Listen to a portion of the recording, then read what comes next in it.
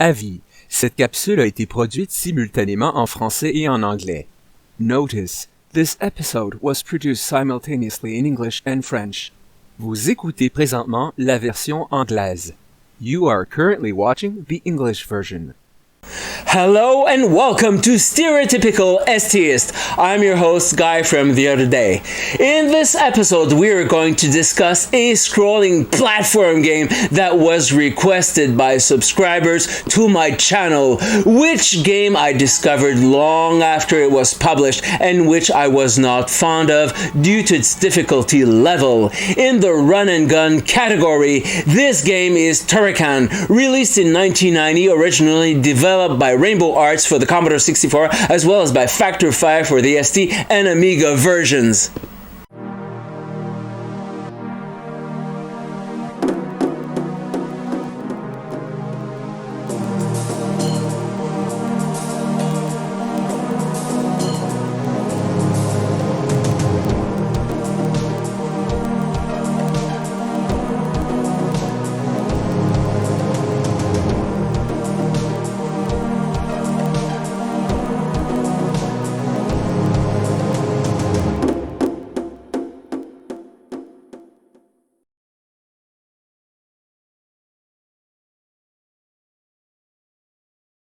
First off, what is a run-and-gun platform game? Unlike Super Mario Bros., for instance, as the term gun suggests, you have to shoot almost anything that moves while progressing in all directions, which implies horizontal scrolling. The scrolling shooter/platformer genre is like Ghosts and Goblins, which ranks among the best of the classics. The protagonist shoots projectiles and moves in all four directions. Completion is time-consuming, and missteps in movements and reflexes are not forgiven. Among other cult run-and-gun games, I cannot go without mentioning Contra, which consists essentially of continuous scrolling platforms with certain parts in, let's say, 3D. It's quite difficult, even with the secret code available on the NES. I should also consider Earthworm Jim, which I love, and which allows both whipping and shooting. It's a game that doesn't take itself seriously, and which still holds up well today, at the time this episode was uploaded, with a lot of humor. Moreover, I ought to mention Metal Slug, which also doesn't take itself too seriously. Surely, in its original arcade version, it is a money guzzler, but regarding its console adaptations, it has, for me at least, as much replayability interest as Super Mario Bros. And the scrolling run-and-gun style is a genre that not only found success in the 1980s, but remains in vogue today.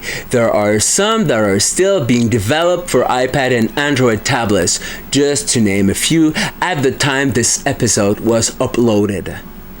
Now that I've laid down some parameters, you'll understand that I won't be lenient with Turrican regarding its playability, especially in its ST version. But, as a consolation, I'm still going to compare it with other shooter/platformers that are just as difficult to play. Turrican is an EFAG, almost a POAP, as well as a double dig sometimes. Before I get into the details regarding the game's design and coding, I'll walk you through the synopsis. The story goes that a long time ago, a three-headed monster called Morgul caused a lot of distress and fear to human beings. This monster is said to have been banished to an unknown dimension by a hero called Devolan. However, the distress and fears eventually returned, suggesting that Morgul is back. Being the only valiant human being, you are sent on a mission fully equipped to destroy it once and for all. There you have it, EFAG, or excuse for a game. There's a villain, enemies along the way, traps, as well as mini-bosses at the end of each stage.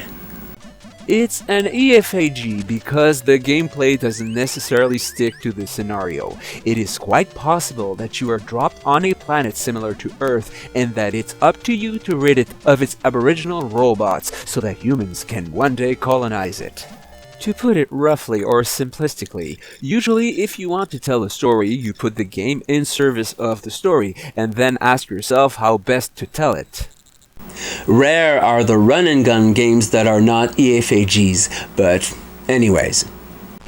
I should point out before going any further how the protagonist is controlled in Turrican.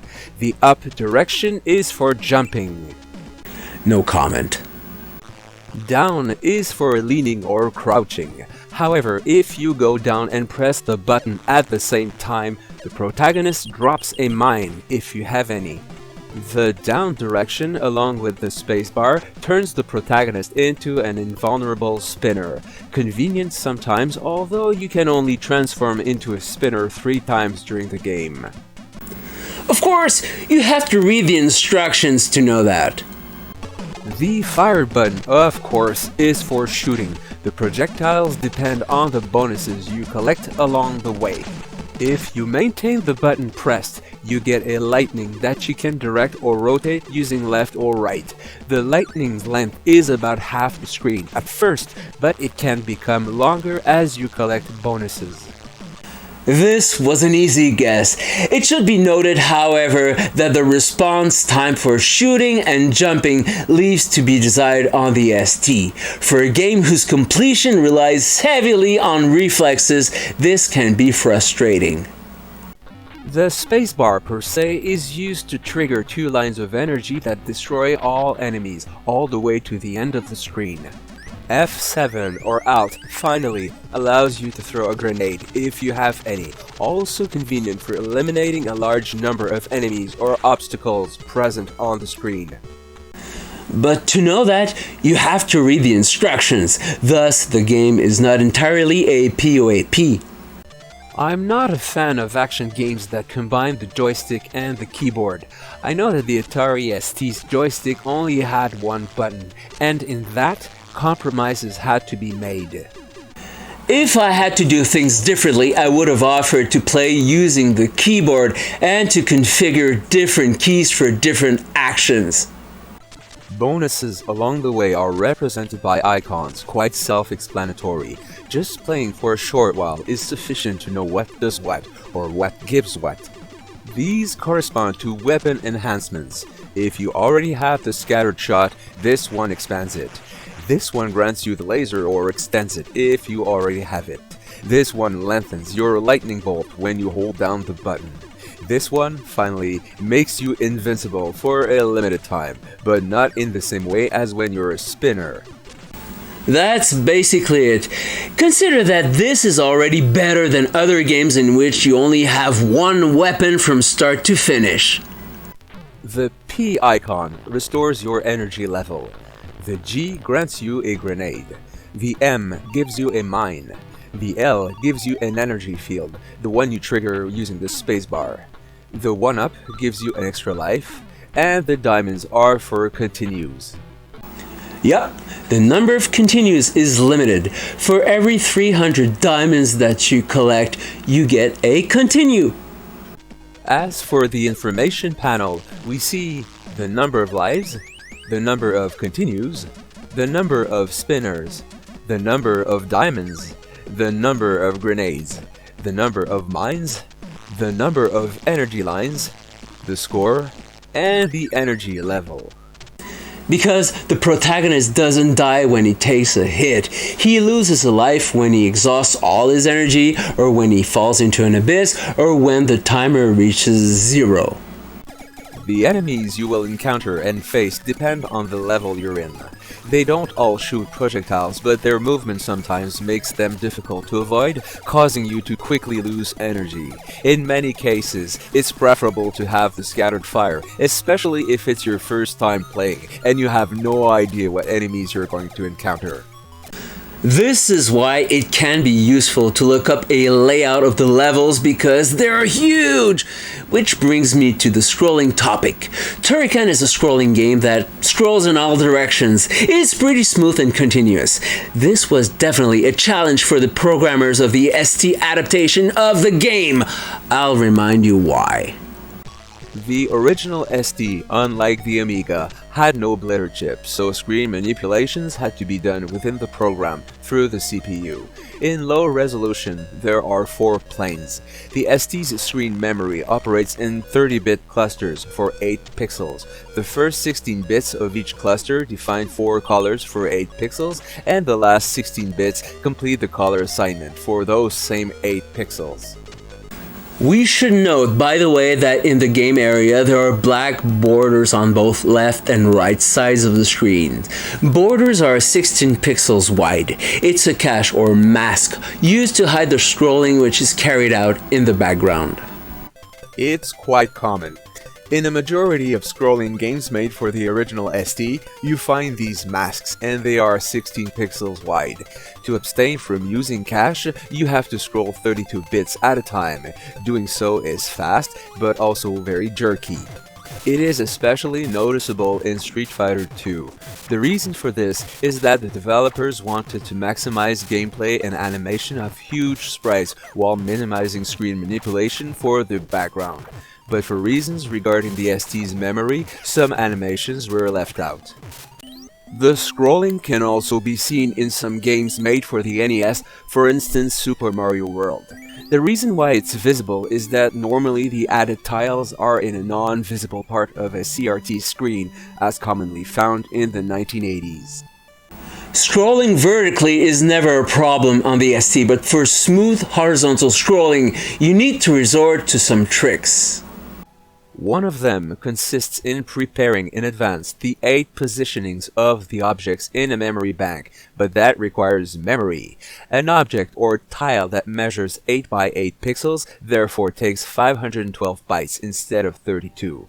100 tiles, 50 kilobytes. 1,000 tiles, 500 kilobytes. Although you can cut corners because the foreground blocks move faster than the background and require less offsets.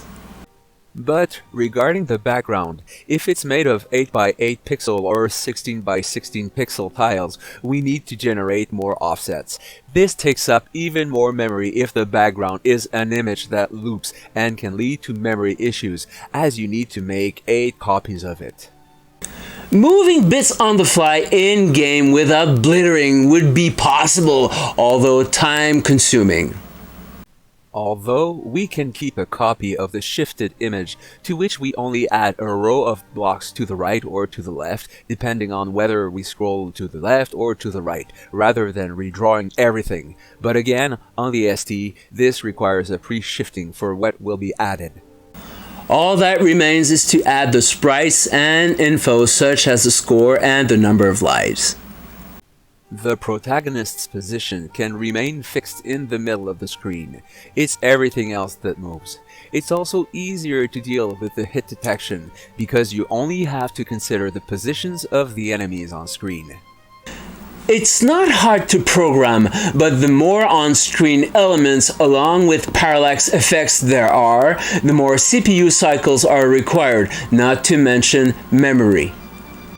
The overdose of parallax effects in Shadow of the Beast, for instance, undermines gameplay quite a bit, in addition to changing color palette on the fly. It's less noticeable in the underground tree because the effect occurs on 2 different levels rather than 5. Turrican doesn't suffer too much from this, as most of the time things are displayed on one level, with some exceptions with some parallax effect using small tiles for the background. It's just a repeating pattern. Again, vertical scrolling on ST is never a problem.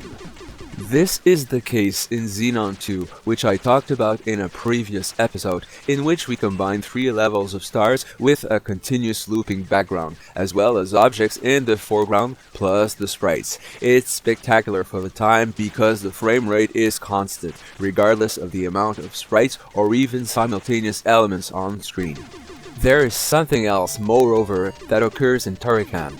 The change of the background color during gameplay, for instance in the first level, from pale blue to black depending on the protagonist's location in the universe. It's well thought out and very easy to program on the ST.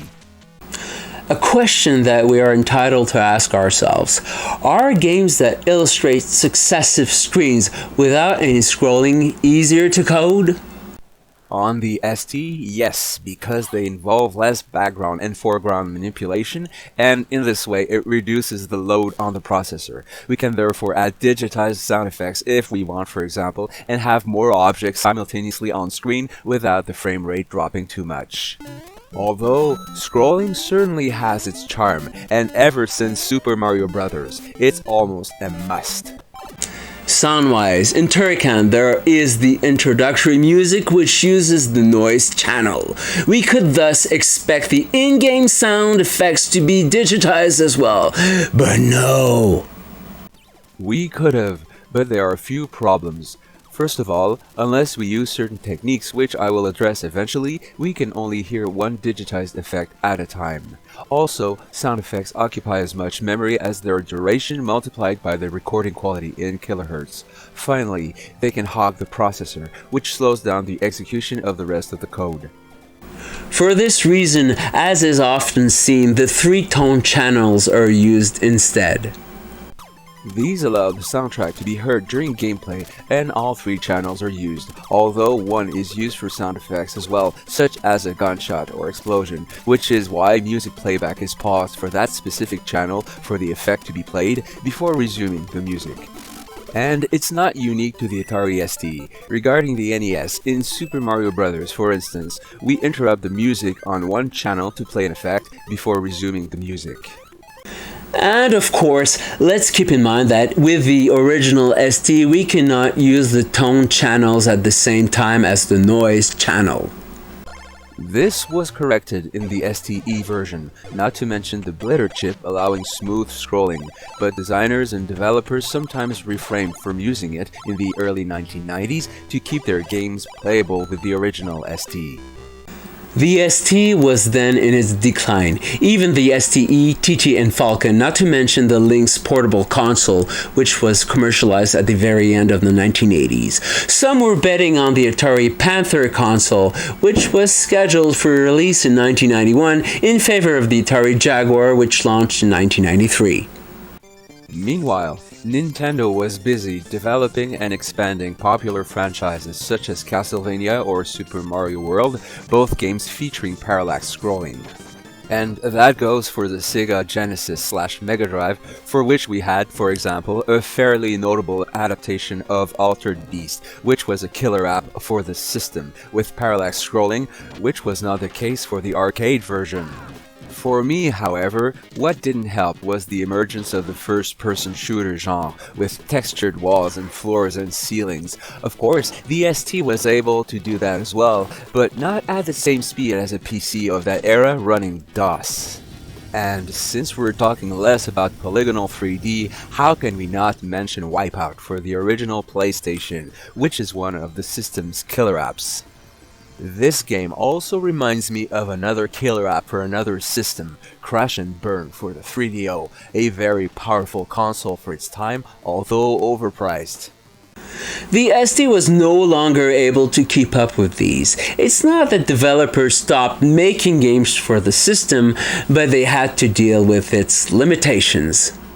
Regarding the other versions of Turrican, I do have to mention the one for the Amiga, which, without being the original, is a notch better than that of the ST, in part because of the blitter chip, part of Agnes, which notably allows better scrolling, refresh rate, as well as some animations, not to mention music and sound effects using Paula, the audio chip. For maneuverability though, you have to move up to jump. I also tested the game on the PC Engine, just to have a dedicated button for jumps. The response time is better than on the ST, and the scrolling is smoother, although the game is not easier. Obviously, I couldn't miss out on the Genesis / Megadrive version, which is akin to the PC Engine version, both in scrolling and in controller response time. Not easier though. Of course, I also had to look at the 8-bit versions, starting with the Commodore 64's version of Turrican, which is the original one. Even though the horizontal resolutions have to display more colors per cell, I have no complaints about the animation and scrolling, music and sound effects. I also enjoy the Amstrad CPC version, although the play screen is smaller. We're in zero mode, and it's very colorful, but due to hardware restrictions or limitations, the animation and scrolling were reduced a bit. It's somehow jerky.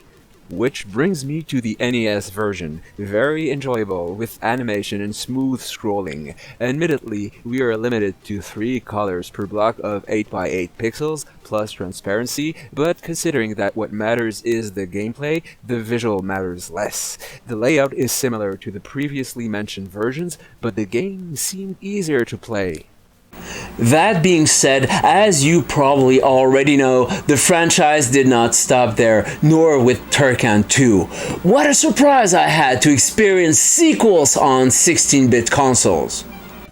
On the NES, we have a polished version of Turrican in my opinion, with Super Turrican, with fluid scrolling, parallax effects, animation, music, and sound effects. Just to be fair in my analysis, I should also mention Mega Turrican for the Genesis/Megadrive, just as spectacular as Super Turrican on the SNES, with parallax effects, animation, music, and sound effects. If you have to play some version of Turrican, I'd say either one of those. Regardless, my usual question remains, could we have done better for Turrican in its initial version, whether for the Amiga or the Atari ST? It's debatable. What needed to be improved was improved in Turrican 2, although, as usual, I might have included 2 additional game options, namely 1. A random mode, and 2. A level editor. It should be noted that an editor exists for Turrican 2 in its CD-TV version. Also, how does it compare to other side-scrolling platform games? Let's bring up some of the criteria listed in my episode on Prince of Persia, namely, definition of visuals including those of the sets, animation quality including scrolling, soundtrack, simplicity of the scenario, size of the universe, difficulty in reaching the objective, and more or less intuitive controls due to the spacebar and the F7 key, but with a decent response time. Almost everything is there, although regarding the difficulty, even if we perceive its escalation over the course of the game, I must admit that it's difficult, even punitive from the start. And in this, if it had not been a request from a subscriber to my channel, maybe I never would have talked about Turrican. However, I must admit that I enjoyed playing it for the means of this episode, and this in several versions, which allowed me to become, let's say, better. That said, I did have more fun replaying Earthworm Jim as well as Ghosts and Goblins and Contra. This does not detract from the qualities of Turrican, it's just a matter of personal taste. There you have it. This was today's episode. If you enjoyed it, please give me a thumb up. Thanks also to my patrons via Patreon. If you wish to contribute, the sums collected are used in particular for better equipment, thus quality content. Contributors could also have access to exclusive content, for instance, footage related to makings of and not only of YouTube episodes. I also have a Facebook group if you want to stay up to date. Moreover, if you haven't already done so, I invite you to subscribe to my channel by clicking on the subscribe button and to let me know in the comments of your appreciation of Turrican, if you find it difficult and if you have completed it. Finally, if there are any games you would like me to talk about in future episodes, let me know. I'm Guy from the other day. See you soon.